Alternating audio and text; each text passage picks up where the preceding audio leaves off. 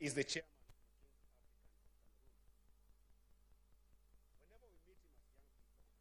He asks us one question: would it have mattered for Africa that you lived?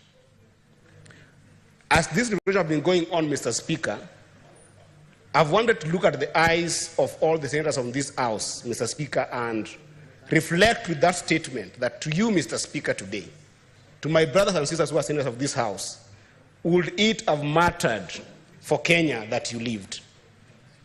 And I want to extend that same framing to the President and the Deputy President of this country and ask, would it have mattered that they lived?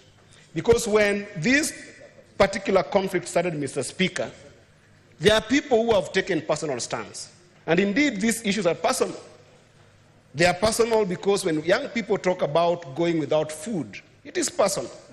They are personal because when women in this country go without medicine in hospitals in the country, they are personal. Mr. Speaker, last week when we were reflecting here, and the Senator of Nairobi, Senator Sifuna, came and talked about the possibility of him having a card for expressway that has 377,000. I imagined what happens to villages that people like Senator Meth or Senator Murango comes from, where we have got dispensaries and hospitals, that you will find that they have got ambulances that don't have fuel in those ambulances. And people in this country, Mr. Speaker, are losing lives for a simple reason. They could not be able to get a fueled ambulance. Mr. Speaker, what is happening to my country today is so sad that it made me reflect in my personal life and my personal journey here. And I wanted, Mr. President, us as members of Parliament, to also reflect on our journey personally to where we are today, because sometimes it's easy to forget that, and then we might end up seeing this notion called Gen Zs as just some young people who are protesting in the streets without having homes where they come from.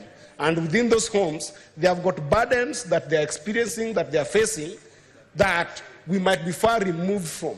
So that even when people are talking about dialogue, we might not be dialoguing about the real issues. Mr. Speaker, in 2003, February the 3rd, my mother got sick in the village. Now, in the village where I come from, Mr. Speaker, we used to be tobacco farmers.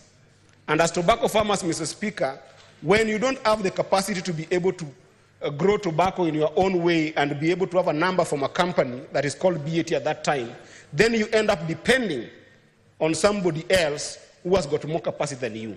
Now, it happened that my family did not have the capacity to be able to grow our own tobacco, Mr. Speaker, so that we were working in what was called then a GOK, to one gentleman that I still owe a lot of respect to, called Joshua Otieno. He was seen as the most successful farmer in our village, Mr. Speaker, because one of the biggest assets that he owned was a bicycle, Mr. Speaker. At that time, my brothers, when we talk about the issue of education, my brothers and sisters in the village at that time were suffering outside our village to be able to get an education. So I found myself as the oldest son and with my sisters, the daughters of my mother, in the village at that time. My mother got sick, and my dad was not in the village as well. He had gone to also seek for a way of supporting the family, Mr. Speaker. When my mother got sick, Mr. Speaker, as young as I was, I did not know how to even ride a bicycle. So I went to Joshua Otieno, who used to be the person who could help us with his bicycle, and told him, help me with your bicycle, I try and get my mother to the hospital. Of course, I could not be able to ride that bicycle, but I carried my mother to the hospital, and between the 3rd and the 12th of that month, Mr. Speaker, I depended on Joshua's bicycle to take my mother to the hospital. She was there to be diagnosed with what they called chronic malaria. And on 12th in the morning, when we went to the hospital, the doctor told me that your mother cannot be treated here. because this chronic malaria can only be treated in referral hospital in Migori town. We have the ambulance, but we don't have fuel. Can you be able to go and look for 2,000 shillings so you can take your mother to Migori District Hospital? Of course, I went home. I found my father. When he got home, we didn't have the 2,000 shillings, Mr. Speaker. I will never forget that image that at 11:48 p.m., I lost my mother. I lost my mother to a simple disease called chronic malaria, and I lost my mother because